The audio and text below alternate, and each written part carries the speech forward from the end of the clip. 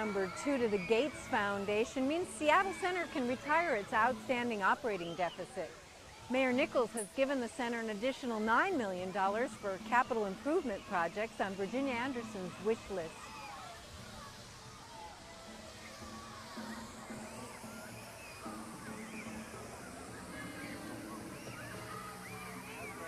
Okay. Whee. Okay. Yeah, Mr. DeMille, anytime. I'm ready for my close-up. I feel like Gloria Swanson, so it's okay. You did? Isn't she dead? She's dead now. You met her when she was alive? Yeah, you probably have a collection of her. Okay, whenever you're ready. Seattle's music community has an international reputation. It also contributes more than $1 billion a year to the city's economy. Our film industry is well respected too, but it's not nearly as strong. Earlier this year, James Keblis of the Vera Project was tapped to run the mayor's office of film and music. I sat down with him at Modern Digital, a film post-production facility, to talk about his new job.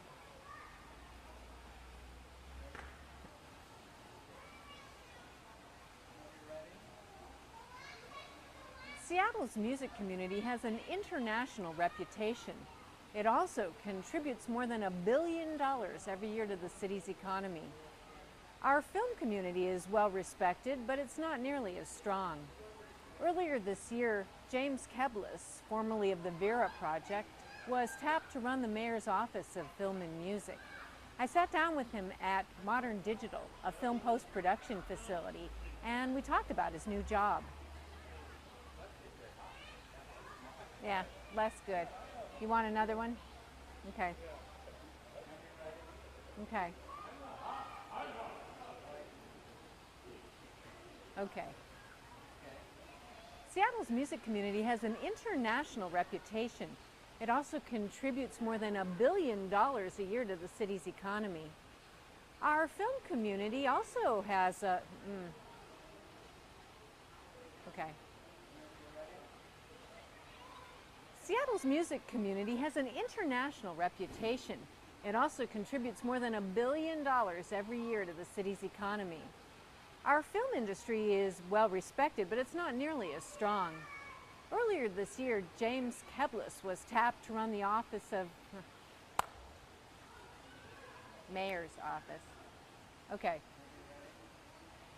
Seattle's music community has an international reputation. It also contributes more than $1 billion a year to the city's economy.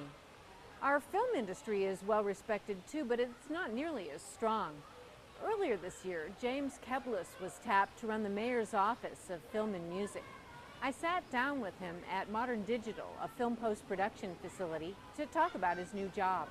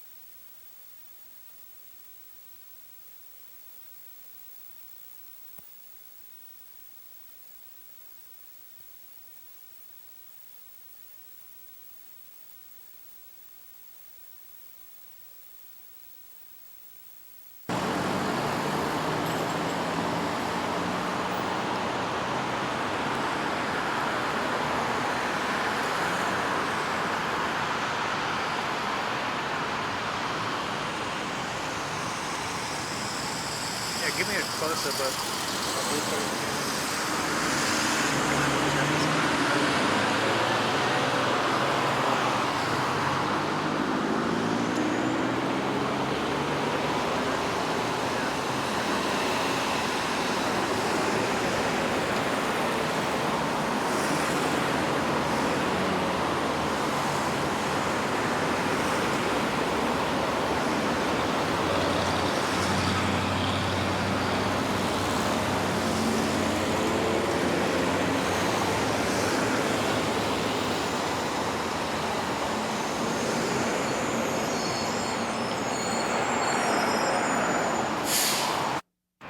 I'll do a little walk it down first.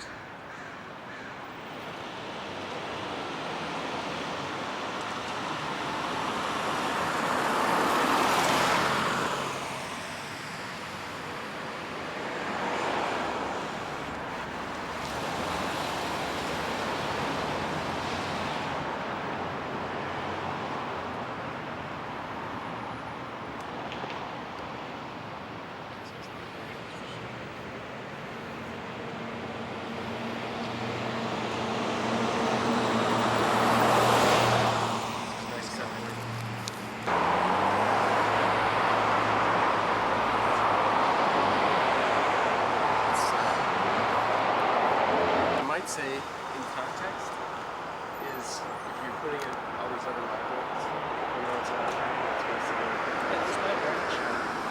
It's pretty maybe on the move, just the process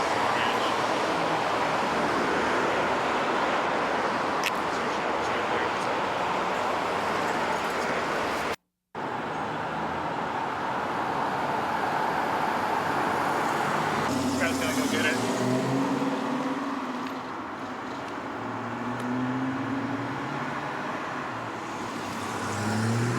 Okay, it's gone. So that's my wide shot. Good. Actually, it would have been cool to have this framed up when he took this side down.